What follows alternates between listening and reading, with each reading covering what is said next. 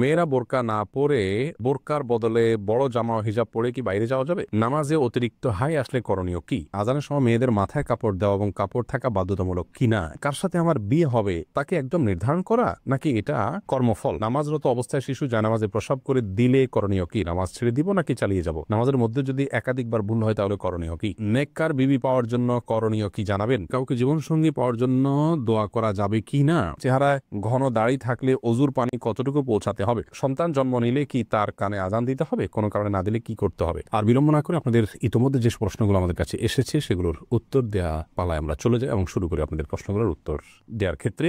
মেহরিন সুমি আপনি জানতে চেয়েছেন নামাজে অতিরিক্ত হাই আসলে করণীয় কি? হাই আসলে হাত দিয়ে সেটাকে বাধা দিবেন, বাস এটুকু, এর বাইরে আর বিশেষ কোনো করণীয় নেই। সেটা নামাজের বাইরের সর্বাবস্থায়। নামাজের মধ্যে যদি একাধিকবার ভুল হয় তাহলে করণীয় কি? ভাই সায়েম, দেখতে হবে যে আপনার নামাজে ভুলটা কি ধরনের হয়েছে। যদি ফরজ ছুটে যায় তাহলে একবারও যদি ছুটে যায় তাহলে নামাজ ওইটা আবার পড়তে হবে আপনাকে। আর যদি ওয়াজিব ছুটে যায় তাহলে একবারের বেশি দুইবার তিনবারও যদি ওয়াজিব ছুটে, তিনটা ওয়াজিব যদি ছুটে যায় শেষে একটা সিজদা দিলে হয়ে যাবে। আর যদি সুন্নাত বা নফল ছুটে তাহলে একাধিক ছুটলেও নামাজ হয়ে যাবে, যদিও তার মান কমে যাবে। ধ্রুব তারা এআইডি থেকে আপনি জানতে চেয়েছেন আজানের সময় মেয়েদের মাথায় কাপড় দেওয়া এবং কাপড় থাকা বাধ্যতামূলক কিনা। এই বিষয়ে আমাদের একটা ভিডিও আছে, আপনি দেখে নিতে পারবেন। আজানের সময় মেয়েদের কাপড় দেওয়া মাথায় এটা আবশ্যক কিনা? উত্তর হলো না। আজানের সাথে মাথায় কাপড় দেওয়ার কোনো সম্পর্ক নেই। বাসাবাড়িতে যে সমস্ত মা বোনরা আছেন কিংবা পথে ঘাটে আছেন, মসজিদের সামনে দিয়ে যাচ্ছেন, আজান আওয়াজ শুনছে, ওইটা মাথায় কাপড় টেনে দিতে হবে এমন কোনো বাধ্যবাধকতা নেই। তবে যদি তিনি বাইরে অন্য পুরুষে থাকেন তাহলে সর্বাবস্থায় তাকে মাথায় কাপড় টেনে নেওয়া উচিত, আজান দেওয়া অবস্থায়ও আজান না দিলেও। আর যদি বাসাবাড়িতে থাকেন তাহলে শুধু আজান দেওয়ার কারণে তার মাথায় কাপড় টেনে দেওয়ার বিশেষ কোনো গুরুত্ব ইসলাম শরিয়ার দৃষ্টিকোণ থেকে নাই। আমাদের অনেক মা বোনরা এটাকে অনেক বেশি গুরুত্বপূর্ণ মনে করেন। হাবিবা ফারহানা জানতে চেয়েছেন নামাজরত অবস্থায় শিশু জানামাজে প্রসাব করে দিলে করণীয় কি? নামাজ ছেড়ে দিব নাকি চালিয়ে যাব? যদি জানামাজে পেশাব করে দেয় তাহলে ডানে বামে আগে পিছে সরে যাবেন। জানামাজের পর নামাজ পড়া তো আবশ্যক না, ফ্লোরে পড়বেন। ফ্লোরে নাপাক লেগে আছে যদি দেখা না যায় তাহলে যে কোনো ফ্লোরে আপনি নামাজ পড়তে পারেন, কোনো অসুবিধা নেই। জানামাজে বাচ্চা পেশাব করে দিলে আস্তে করে নিজেকে সরিয়ে নিয়ে একটু দুই হাত এক হাত পেছনে ডানে বামে সরিয়ে আপনি নামাজ কমপ্লিট করতে পারেন, কোনো অসুবিধা নেই। লিমা আক্তার জানতে চেয়েছেন মহিলারা মাথার নিচের দিকে চুল খোপা করতে পারবে কিনা? পারবে, কোনো অসুবিধা নেই। নূরজাহান নূর আপনি জানতে চেয়েছেন মেয়েরা বোরকা না পরে বোরকার বদলে বড় জামা ও হিজাব পরে কি বাইরে যাওয়া যাবে? যেতে পারে, কোনো অসুবিধা নেই। বোরকাই পড়তে হবে এমন কোনো কথা নেই। তার শরীরের সৌন্দর্যকে ঢাকতে হবে, অলংকার ইত্যাদিকে ঢাকতে হবে একটা কাপড় দিয়ে। তবে সে কাপড়টাও যাতে আবার দৃষ্টি আকর্ষণকারী না হয় সেদিকটা খেয়াল করতে হবে। যে কোনো একটা কাপড় দিয়ে নিজের সৌন্দর্য ঢাকলেই চলবে, বোরকাই হতে এমন কোনো কথা নাই। জামা যদি হয় তাহলে সে জামাটা যেন খুব বেশি চাকচিক্যপূর্ণ না হয় সেদিকটা খেয়াল রাখতে হবে এবং যথাসম্ভব পুরো শরীর যাতে ঢাকে সেরকম পোশাক পরতে হবে। এরপরে কানিজ সঞ্জিদা জানতে চেয়েছেন প্রেগন্যান্সির টাইমে জিনের আসর থেকে নিজ বাচ্চাকে কিভাবে রক্ষা করা যায়? অনেক সমস্যা ফেস করছি বোন সঞ্জিদা। প্রথম কথা হলো এই সময়গুলো খুব স্পর্শকাতর, জিনের উপদ্রব অনেক সময় বেশি হয়ে থাকে। আপনাকে আমরা পরামর্শ দিব আপনার বাসা থেকে হারামের কোনো লেশ থাকলে সেগুলোকে আপনি বের করে ফেলুন। ধরুন টেলিভিশনে আপনি হারাম কোনো জিনিস দেখেন বা আপনার পরিবারে কেউ দেখেন, টোটালি বন্ধ করে ফেলুন। বাসায় ছবিযুক্ত কোনো কাগজ ঠোঙ্গা বা কোনো ছবি ঝুলানো টুলানো যে কোনোভাবে প্রদর্শিত থাকলে সেগুলোকে ড্রয়ারটার ইত্যাদিতে ভরে ফেলুন বা বাইরে ফেলে দিন। তৃতীয়ত, আপনার ঘরে ঢোকার সময় প্রত্যেকটা সদস্য যতজন বাসায় আসবে বাধ্য করুন সালাম দিয়ে বিসমিল্লাহ পড়ে বাসায় ঢুকতে এবং বের হওয়ার সময় বিসমিল্লাহ পড়ে বের হতে। প্রত্যেকটা জিনিস খাওয়ার সময় বিসমিল্লাহ পড়ে খাবেন, শোয়ার সময় অজু করে এবং ঘুমের দোয়া পড়ে শোবেন, সকাল সন্ধ্যা দোয়া পড়বেন। এর পাশাপাশি আপনি সূরা বাকারা এটা উচ্চ ভলিউমে বা যতটুকু আপনার শুনতে সুবিধা হয় ততটুকু ভলিউমে মোবাইলে বা কম্পিউটারে বাজিয়ে আপনি রেখে দিবেন, বা উচ্চস্বরে নিজে তেলাওয়াত করতে পারলে আরও ভালো। আর রুকিয়া অ্যাপ আছে, অনেক রুকিয়ার অ্যাপ আছে যেগুলোতে শুধু কোরআন হাদিসের দোয়া এবং আয়াত আছে শুধুমাত্র, সেগুলোকে চালিয়ে রাখতে পারেন বাসা বাড়িতে, ইনশাআল্লাহ বিদিনিল্লাহ উপদ্রব অনেকখানি কমে যাবে। তাওহীদ আয়েশা আপনি জানতে চেয়েছেন বেনামাজি ব্যক্তির হাতের রান্না খাওয়া কি অনুচিত? বেনামাজি ব্যক্তির হাতে রান্না খাওয়া যাবে, কোনো অসুবিধা নেই। আপনি কি খাচ্ছেন এটা হলো মূল বিষয়। নামাজি ব্যক্তি হারাম জিনিস খেলে সেটা হবে হারাম, আর যদি বেনামাজি আপনাকে হালাল জিনিস খাওয়ায় খেতে পারেন, অসুবিধা নেই। হাফিজ মাহমুদ আপনি হাফিজ আল মাহমুদ জানতেছেন চেহারায় ঘন দাড়ি থাকলে অজুর পানি কতটুকু পৌঁছাতে হবে?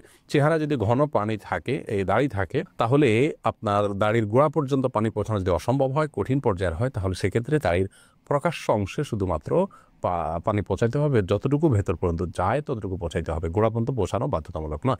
এমনি আব্দুর রাজ্জাক জানতে চেয়েছেন নেককার বিবি পাওয়ার জন্য করণীয় কি জানাবেন? নেককার বিবি বা স্ত্রী পাওয়ার জন্য আগে নিজে নেককার হতে হবে। সূরা ফুরকানের ৭৪ নম্বর আয়াতের যে দোয়া আছে সেটা পাঠ করতে হবে বেশি বেশি করে।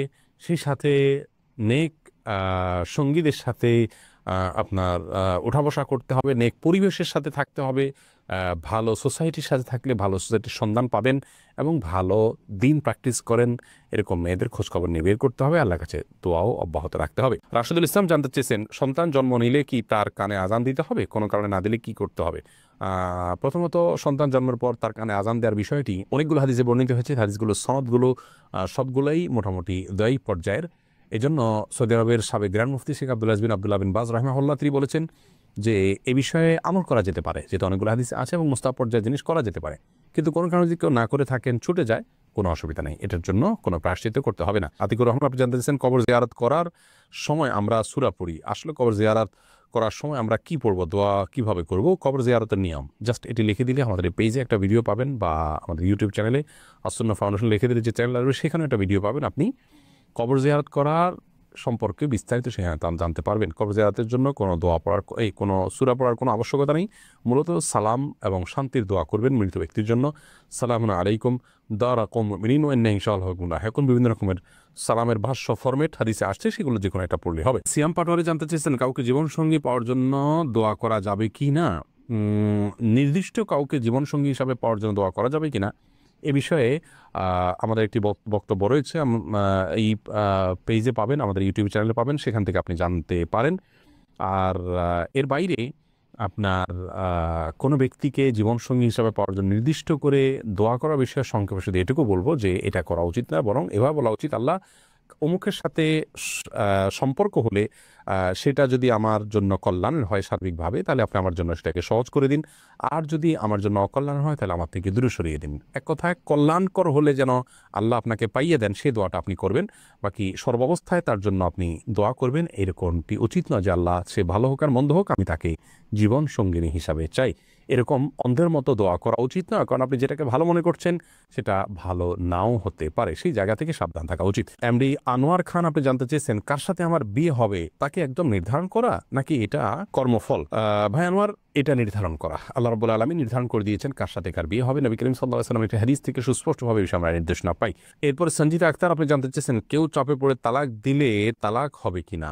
তালাক, বিবাহ এগুলো এমন যে চাপে পড়ে করলেও হয়ে যাবে, এজন্য এগুলো না, যদি কেউ তালাক দিতে না চান তাহলে তাকে তার জায়গা থেকে অটল থাকতে হবে।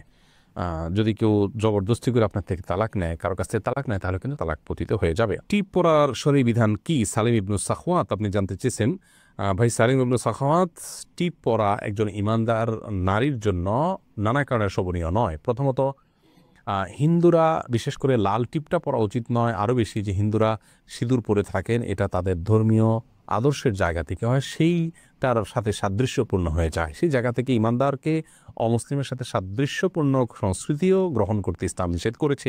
মান তাশাব্বাহা বিকওমিন ফাহুয়া মিনহুম, আবু দাউদ হাদিসে আসছে, নবী সাল্লাল্লাহু আলাইহি ওয়াসাল্লাম বলেছেন যে ব্যক্তি কোনো জাতির সাথে সাদৃশ্য গ্রহণ করবে সে তাদের অন্তর্ভুক্ত হবে। এছাড়া যদি সাধারণ কোনো টিপ জাস্ট সৌন্দর্যের জন্য করেন, নারীরা স্বামীকে দেখানোর জন্য এবং ঘরের ভিতরে তা করতে পারেন, কিন্তু ফাসেকদের নিদর্শন, অমুসলিমদের আপনার সাথে সাদৃশ্যপূর্ণ সেই জায়গা থেকে এটি পরিহার করা উচিত। আর টিপ পরে বাহিরে যাওয়া বেপর্দাহীন বা পর্দাহীনভাবে সেটা তো কোনো অবস্থাতে যায় না, সম্পূর্ণ হারাম, অতএব সে বিষয়ে আমাদের সাবধান থাকতে হবে।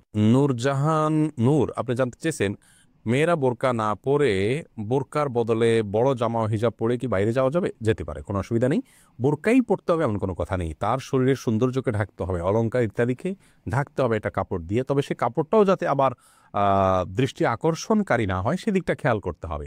যে কোনো একটা কাপড় দিয়ে নিজের সৌন্দর্য ঢাকলেই চলবে, বোরকাই হতে এমন কোনো কথা নাই। জামা যদি হয় তাহলে সে জামাটা যেন খুব বেশি চাকচিক্যপূর্ণ না হয় সেদিকটা খেয়াল রাখতে হবে, এবং যথাসম্ভব পুরো শরীর যাতে ঢাকে সেরকম পোশাক পরতে হবে। রাউফি ইসলাম জানতে চেয়েছেন, পর্দার ক্ষেত্রে চোখ বের করে রাখা যাবে কিনা, তাতে পর্দার খেলাপ হবে কিনা?